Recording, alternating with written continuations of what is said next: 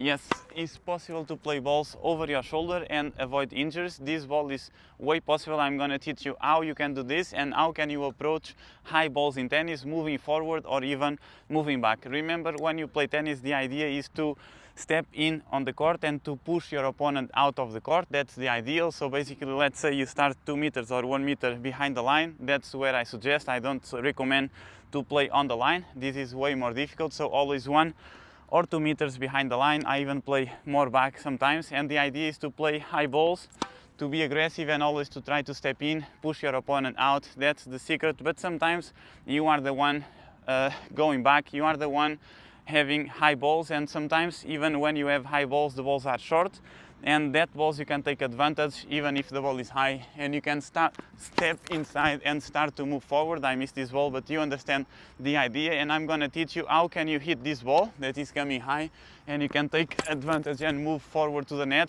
or just be more aggressive and change the speed of the game. Or sometimes the ball is too high and you are forced to be and to go back, and here you need to do another kind of footwork. What can you do to be competitive with this ball? So basically I'm gonna start with these 2 shots, and then I'm gonna explain to you how you can hit this ball here that is too high, and especially on this side of the court when the ball is high and a little bit shorter. What can you do here to be so aggressive, play balls here and still be competitive and win the points without getting injured? But let's start with this first. So basically you need to understand first that the ball is here, but before the ball is in this height, at this height, the ball already passed at this height and is gonna pass at this height twice. When the ball is bouncing up and then when the ball is going down, you have 2 times to hit the ball at this height, and this is the perfect height to play tennis. So let's say the ball is high, you always can play the ball here if you have the right timing, not this one, but if you have the right timing, you always can play the ball here. Then, if you want to approach the net, if the ball is high and a little bit shorter, you know that when the ball is high and you approach the net, you always need to play with open stance or semi-open, let's say, and you cannot stop, because the idea is to hit this ball and go to the net, because the ball is shorter and you are approaching the net. So you need to go here, you open without stopping too much. I'm just stopping to show you, and then power is on this leg and you jump against the ball and then you move. I'm going to show you a little bit more back. So basically you do here and then you hit, and then you do 1, 2 split step, but a little bit more ahead to approach the net. And how you do? You approach the net here and you adjust then in the end with small steps to have the ball at this height, okay? Because then you're gonna jump and the ball is gonna be more or less at the chest height. This is the perfect height to be aggressive, to play a little bit more flat. And remember, if you use the semi-western grip, you never play completely flat, so it's always safe. The most important thing is to play a little bit more flat, I mean more close to the net, to take time from your opponent. When you approach the net, the idea is to take time from your opponent. And since you have the semi-western grip, you can either do more spin on this ball, so basically you can do here, drop a little bit still, and then you go, or you can go even more flat just by, instead of doing this, if you go like that, okay, and you hit the ball is going a little bit more flat with this angle, okay, because it has less opportunity to go and generate spin. If you do this, you generate more spin. If you do here, it's a little bit more flat. I would suggest always go here, okay, and accelerate, and instead of just giving more topspin, instead of going with this angle when you play this ball, you cannot do this. You just play and you close the head of the racket more until the end. And what I like to do in this ball is this. So basically I play and then I finish, or I finish here, but as you see, when I finish, the angle of my racket is like that. So basically I close the head of the racket to make it more flat and to take more time from my opponent. And this is all I want to say to this ball. Remember, when you play this ball, the idea is to play down the line, and 80% of the balls you should play down the line, and then you use 20% of the balls just to change the directions and to create some doubt on your opponent, because if you always repeat the same pattern, you will know already, so you need to change. And the studies say that 20% is enough to create uncertainty, to create doubts. So in 5 balls, just 1 changes directions and 4 play down the line, and you should approach the net down the line, and the first volley short and cross. This is the pattern I recommend for you to play. Let me just take some more balls. Now, if the ball is high and you are forced to go back, what I suggest is to do this footwork. As you know, I always teach here this first step. Instead of doing split step and one, you need to do split step and one here. And when the ball is high and you are forced to go back, you cannot do this step to the side. You need to do just a short break here to say that I have my new forehand course available. So now I combine everything in one. So basically you learn from scratch and you do how to hit in top spin, open stance, the close stance, the right footwork. So everything in one. Let me know if you have any questions, and if you are inside, thanks for joining already. I hope to see you also inside. And now let's go back to our video. When the ball is high and you are forced to go back, you cannot do this step to the side. You need to do this step back, okay? And then you do 2, 3, and you play, okay?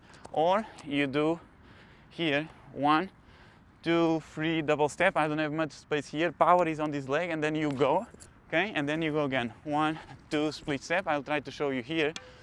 1, 2, 3. Sorry. And then you go 1, 2 split. So as you see, for example, now I did this. You can also do this, or you can just do this and transfer 1, 2 split.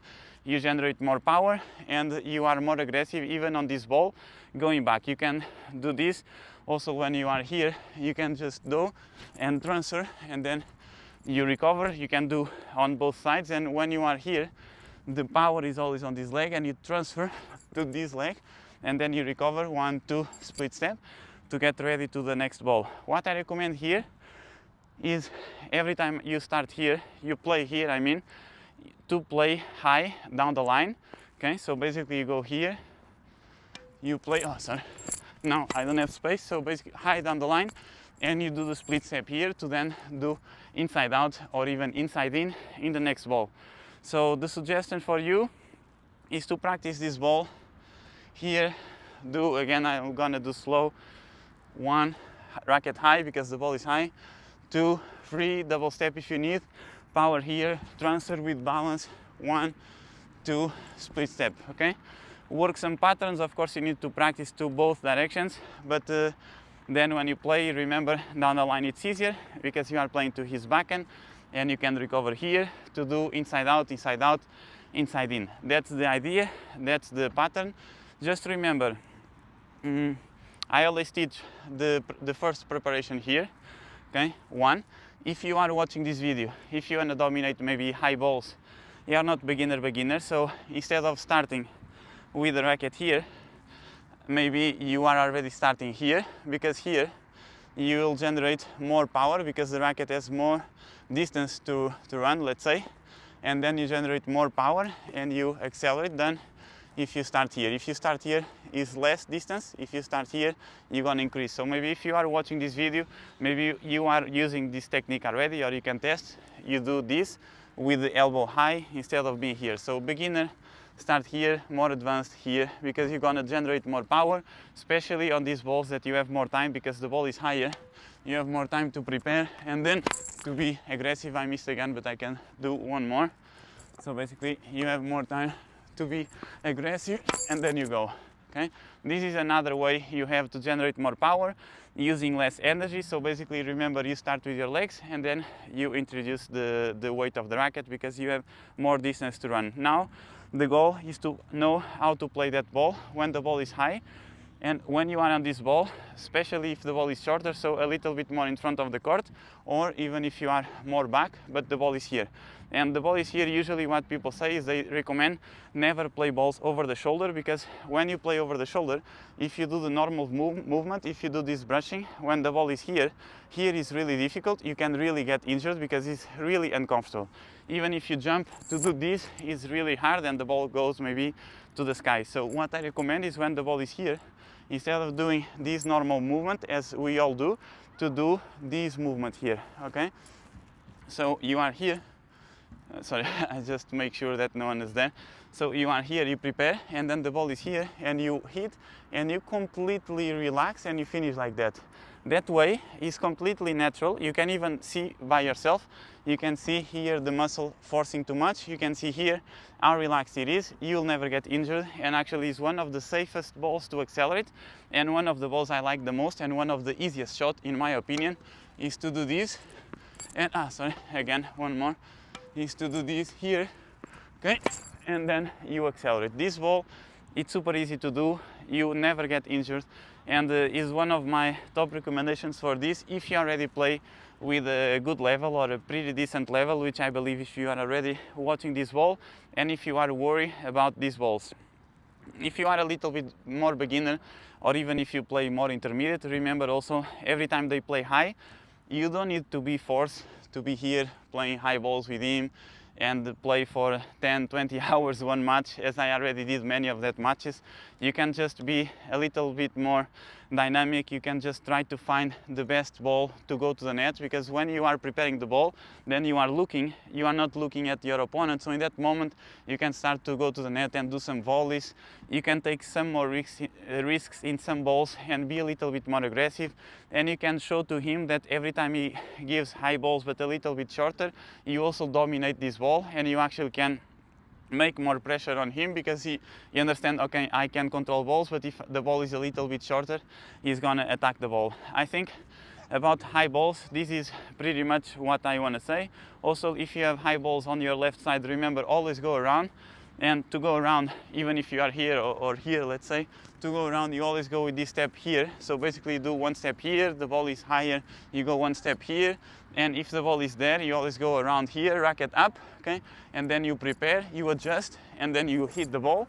This is the best way, and if the ball is high, there is no reason to play backhand. You can always be aggressive with your forehand and take advantage of that. I hope this video helps. I have my new forehand course here, link in the description, and I listen to your feedback. I analyze everything. I had a meeting with someone to help me with this, so now I put everything in one. I did new videos to simplify. Now it's a little bit shorter, everything in one, and I hope this can help you even better. I hope that you can send me the feedbacks even faster. Also, when you join, you get access to my school community, and also if you join the course, you have access to my private groups where once a week or every time I can, I do live calls with you, only for those who are inside of the course. So I hope this helps, and I'll see you in the next video. Thank you.